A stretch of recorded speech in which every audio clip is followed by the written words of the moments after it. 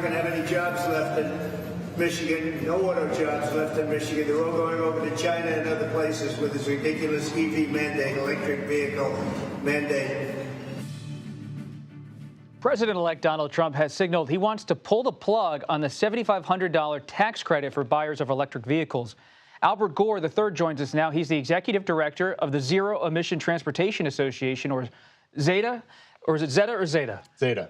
Zeta. So this is a fascinating debate because it has not just to do with climate change and electric vehicles and trying to transform the economy on that front, but also about the upcoming fight over tax policy. You have the expiration of the Trump tax cuts, and so many stakeholders in Washington are wondering, what's the Trump administration, what are these Republicans in Congress going to do with the tax code? And what's your read as an advocate for more electric vehicles of what's going to happen now with the tax code?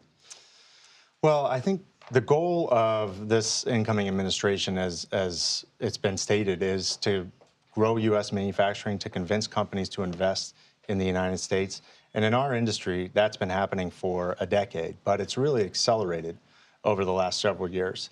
So when you're looking at federal investments that grow the U.S. manufacturing sector, that create more economic opportunity for Americans and communities across the country, these policies have been really strong drivers of growth.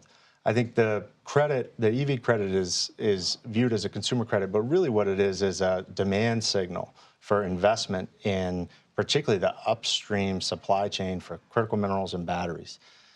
Our industry has done a lot of onshoring over the last decade. 3 out of 4 EVs sold in the U.S. last year were made in the United States. Yeah. And typically, EVs are at the top of the list of most American-made cars. So we want to continue that progress. Let's look at what Elon Musk, who's the omnipresent Trump ally at Mar-a-Lago, had to say on his social media platform X. He wrote, quote, "Take away the subsidies. It will only help Tesla. Also remove subsidies from all industries." So you have a producer of electric cars saying they don't want subsidies. So is there a tension among those in the electric vehicle world about where to go here? Well, just for context, I think he did also mention removing all subsidies from all sectors.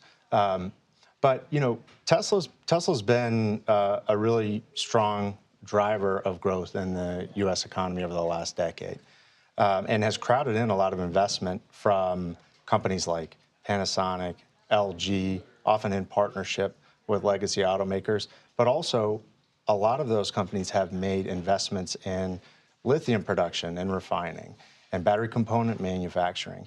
And much of that is a result of the demand signal within this tax credit. You have to make cars here in the United States. You have to make escalating percentages of battery components and source minerals from the United States or free trade agreement countries. So this is really about growing the U.S. manufacturing sector and securing the supply chain for critical minerals. I think these are goals that are going to find a lot of alignment with folks. Let's talk about that alignment. So when you look at Congress, as someone who studies this issue, broadly speaking, where do you see the coalitions inside the Republican Party, inside the Democratic Party, maybe bipartisan? Who are the key players, or who are the key? Which are the key groups when it comes to EV? Well, you know, of course, there's the overriding need to scrutinize spending to make sure that federal investments that are being made are being done with the best interest of the taxpayer, but also the best interest of the American people. So if those investments are making a difference in creating new economic opportunity, and that is happening in communities in the Battery Belt. So Battery Belt we think of as Michigan, Kentucky, Ohio, and Georgia, but also Tennessee, South Carolina. I mean, there are huge factories being built in those states. You think labor's still with EV? Well, I think that anytime you have a policy that is crowding in $182 billion of investment in manufacturing capacity, American workers are excited about that, but communities that have been, you know, basically the backbone of U.S. manufacturing, particularly in the automotive sector for decades, I think they see the value in federal investment in factories in their communities, and I think their representatives do too. Albert Gore III, who's on top of this issue and involved in it. It's going to be something we're going to have you back.